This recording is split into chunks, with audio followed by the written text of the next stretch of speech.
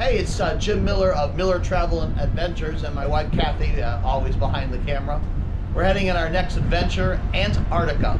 You can actually see over my shoulder the Drake Passage, and you can see a little bit of land coming up. Those are the South Shetland Islands.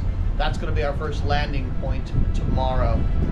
We're in the Drake Passage, and for those of you who've been on the Drake Passage, it is either called the Drake Lake or the Drake Quake. We got lucky. We got the lake. It's been very calm on our passage down. Those of you who haven't been there, if you do get to go, it's amazing. To begin our trip, we started in Santiago, Chile, and we're heading to Puerto Williams. Silversea does it right. They have a private charter heading down to Puerto Williams, Chile. It's a beautiful plane, and it's about a 3.5-hour flight. Coming into Puerto Williams is just beautiful, and as you can see, take a look, that's our ship on the left, so you can see the airport is right there. Even less than a 5-minute ride, bus ride over to the ship once we got there. Our check-in front desk lobby is right down on the 3rd floor of the ship.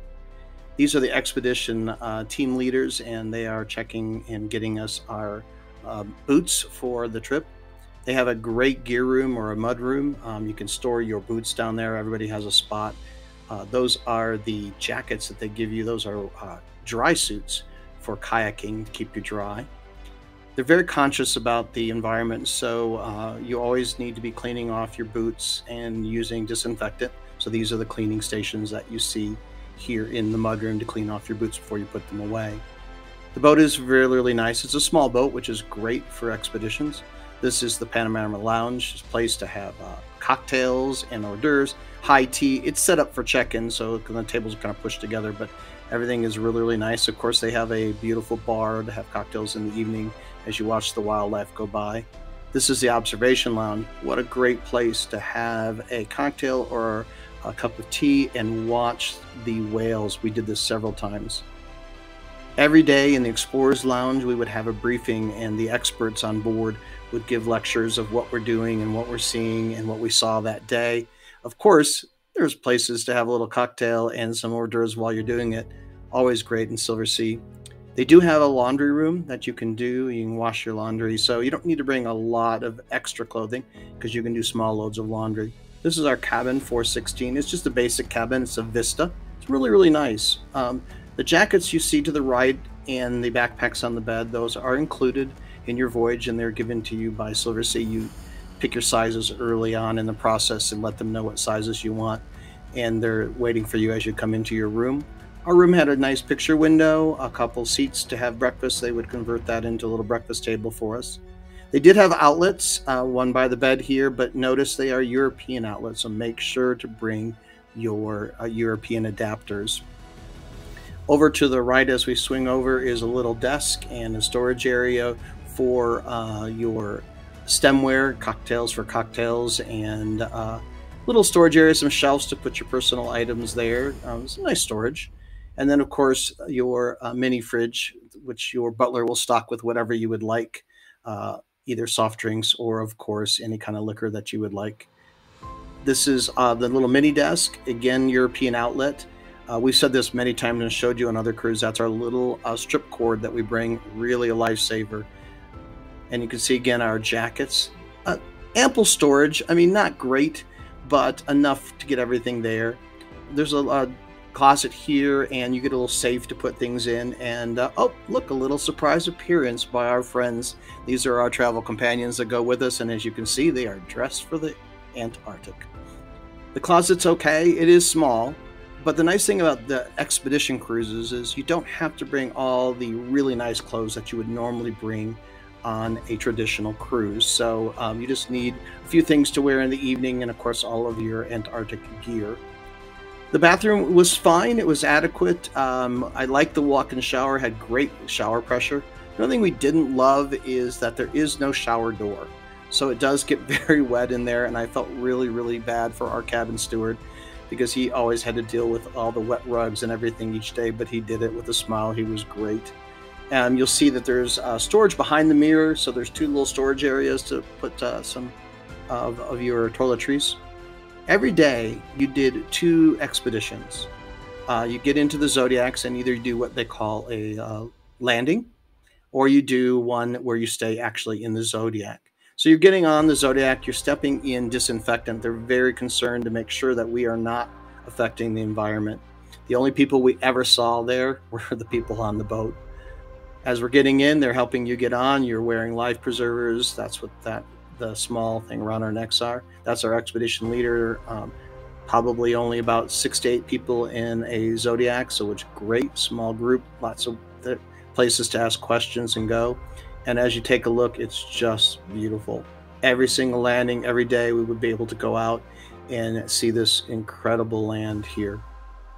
Just sweeping ocean views and lots of snow, of course, being Antarctica, but the temperatures were pretty good. So most of the time, other than on the Zodiacs, we were there. Oh, here's some visits by some penguins. These are penguins jumping in and out of the water, and a little quick underwater shot of them. My wife was trying out her new Christmas present, her GoPro 10. These are called Bergibits. Yes, that is the true scientific name, Bergibits, or obviously small bits of iceberg. We had to navigate those quite often in and out of our landings. As we're going by, you can see this is a very large leopard seal. Leopard seals are one of the most aggressive. The penguins are not their friends, and unfortunately, that is an afternoon meal for them, the penguins. And the landscaping is incredible. This is one of our first hikes that we took up onto the snow. You can kind of see the hike is kind of guided. You're on your own, but the guides are stationed everywhere, and there's flags. What they do is they go on and they put flags down. Every time I see this, I have to laugh. These are Gentoo penguins, and they're just coming down the beach. They were the same penguins that were swimming in the water so gracefully. And to be honest with you, people ask, they don't really care you're there. I'm not sure what they think of us in our big red jackets, but they just kind of keep doing their own thing.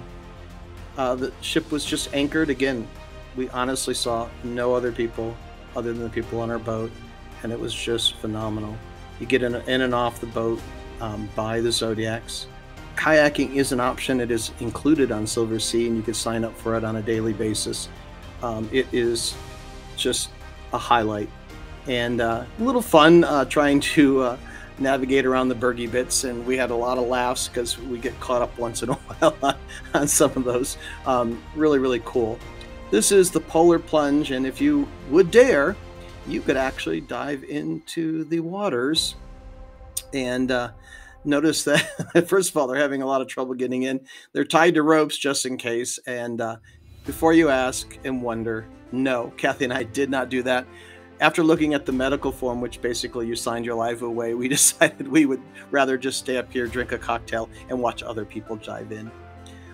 The alternative place to eat is what they call the pool deck. Really, it just has a couple great hot tubs to sit in to watch the world go by. We actually did eat here several times, lunch or a little dessert. It was great. The restaurant is beautiful. It's set up in buffet style for breakfast and lunch, and then dinner, of course, is served with a wonderful menu. The chef did an incredible job of changing meals and having great variety for everybody. You don't see it, but the chairs actually can be anchored down by chains. We were very lucky. We had very calm seas, but it did give us a hint. Yep, even the gym is really, really nice. And yes, we did use the gym. We had a lot of sea days. You had to do that, to make sure that you kept the weight off.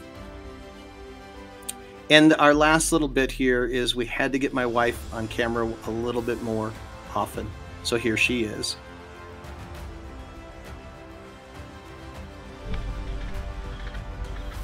Hey guys, it's Jim and Kathy from Miller Travel and Adventures, and we finally made it here in Antarctica among the penguins.